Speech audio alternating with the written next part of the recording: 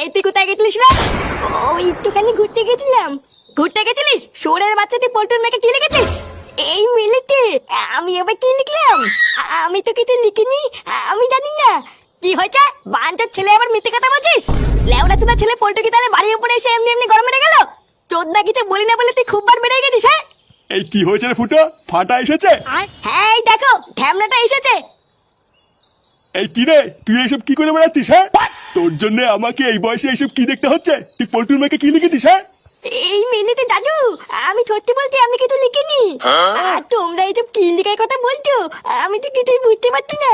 কি হয়েছে? কিছুই বুঝতে পারছিস না তাই না? দেখবি সেটার উপরে এখন একটা পাড়া মেরে ধরবো। বাড়ার বাল গার ফাটে লোকের কাছ থেকে টাকা ধারছে তোকে আমি স্কুলে ভর্তি করালাম, আর তুই স্কুলে গিয়ে এইসব চুদনামি করে বেড়াচ্ছিস। বালা আমি স্কুলে গিয়ে চুদনামি করে বেড়াচ্ছি? মিথ্যে কথা বলে দেখাবো। আর তুই স্কুলে গিয়ে এইসব চুদনামি করে বেড়াচ্ছিস?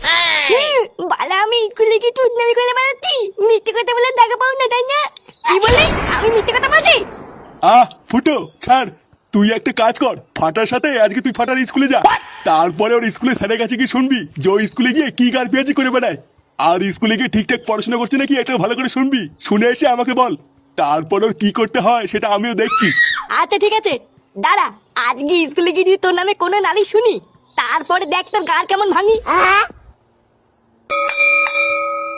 শোনো, সকাল 11টার পর স্কুলে যখন সব বাচ্চারা ঢুকে যাবে তখন স্কুলের মেন গেট সাথে সাথে বন্ধ করে দেবে। আর তারপর যদি কোনো বাচ্চারা স্কুলে আসে তাকে আর স্কুলে ঢুকতে দেবে না, ঠিক আছে? আচ্ছা স্যার।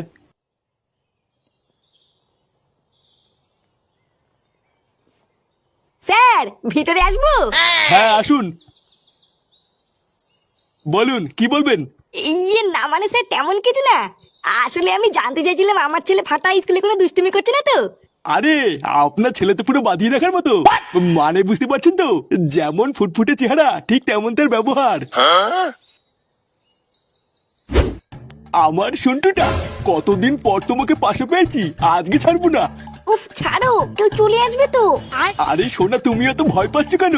লেওরা আমি হলাম এই স্কুলের প্রিন্সিপাল, তাই আমার এই ঘরে কেউ ঢোকার আগে না পারমিশন নিয়ে ঢুকবে। আসো সোনা, তোমাকে একটা চুমু খাই। স্যার আমি দেখে ফেলেছি। কেডা? এ লেওরা ওঠো ওঠো ওঠো, কোলের ওপর কি বাল ছিচ্ছ নাকি?